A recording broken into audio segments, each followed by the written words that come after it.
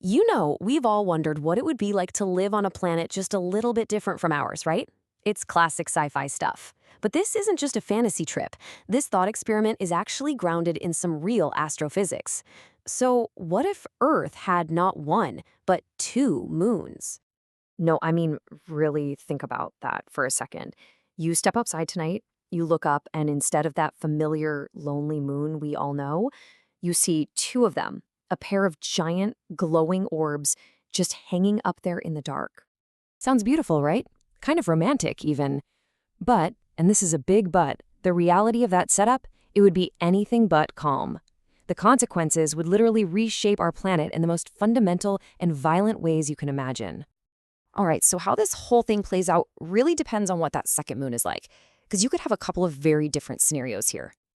So on one hand, you could have a small, distant second moon. Its effects would be pretty subtle, Maybe an 8% bump in the tides. Noticeable, sure, but not exactly world-shattering. But then there's the dramatic scenario, the one explored by astrophysicist Neil Commons. And for this explainer, you bet we're diving headfirst into that wild, world-altering possibility. Okay, so let's set the stage. We're imagining a second moon. We'll call it Luna, about the same size as our own, that gets captured by Earth's gravity. And it settles into this really tight orbit, just halfway between us and our current moon.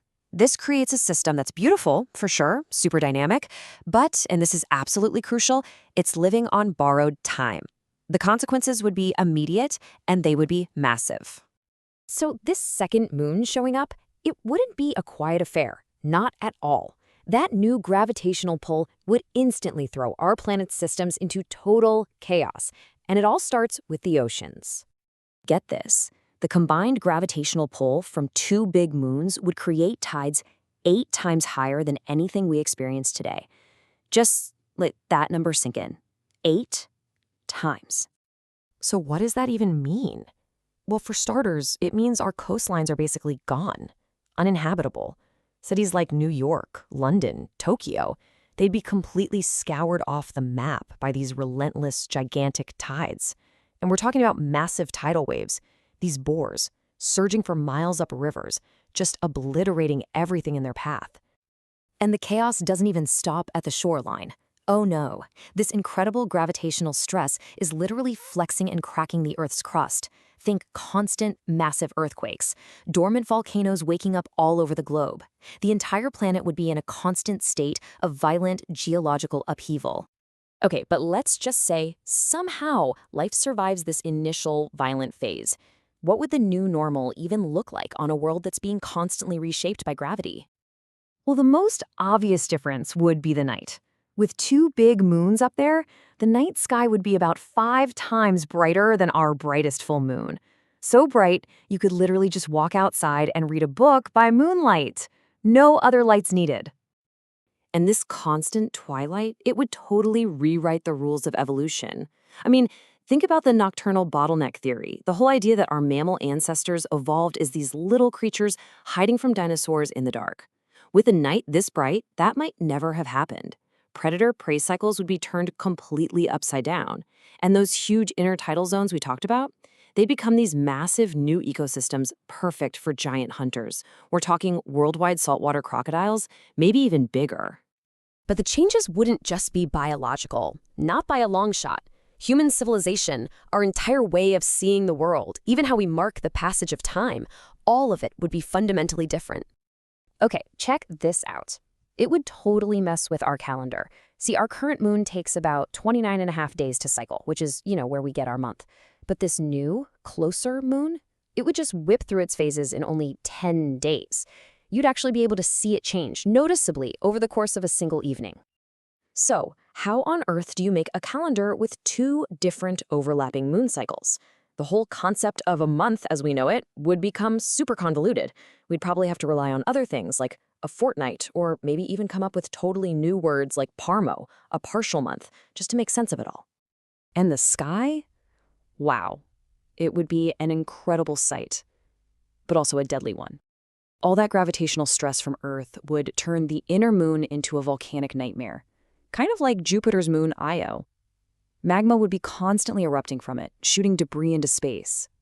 On the plus side, you'd get the most spectacular meteor showers imaginable. On the downside, a much, much higher risk of something big actually hitting us. So, you've got this beautiful, violent, incredibly dynamic world, but it couldn't last. It just couldn't. The very same physics that make this whole scenario so dramatic are the same physics that seal its fate. This simple, unavoidable truth is that a system like this is just gravitationally unstable. That complex three-body dance between the Earth and two huge moons, it's doomed. It's not a question of if they'll collide, it's only a matter of when. And the reason why, it comes down to this really cool concept called the Roche limit. Think of it like a gravitational no-fly zone. It's this invisible line in the sand around a big planet. If a smaller object, like a moon, crosses that line, the bigger planet's tidal forces are so strong, they will literally tear it to pieces. So the grand finale would play out in a few stages. First, the moon's orbits start to decay, pulling them closer and closer together. As they get near that Roche limit, those intense tidal forces crack them open, spilling glowing lava into space. Then, anyone watching from Earth would see what looks like a slow-motion collision, as these two giant bodies just shatter. They'd form a massive field of debris, giving Earth its own ring system for a while, just like Saturn. And then, over millions of years, all that rubble would slowly clump back together to form a single, brand-new moon. And for anyone or anything still left on Earth, this would be the endgame. The ultimate cataclysm. Sure, our atmosphere would burn up the little pieces of debris, but the big chunks of moon rock raining down, that would trigger a mass extinction event. It would almost certainly wipe out any complex life that had somehow managed to survive everything else. So in the end, after millions of years of absolute chaos, a single familiar moon would hang in the night sky once again. But the planet below? It would be forever scarred, its entire history written by tides of fire and stone. A world that survived all that, could it ever really be the same? Kinda makes you appreciate the quiet, stable, and predictable beauty of the one moon we've got, doesn't it?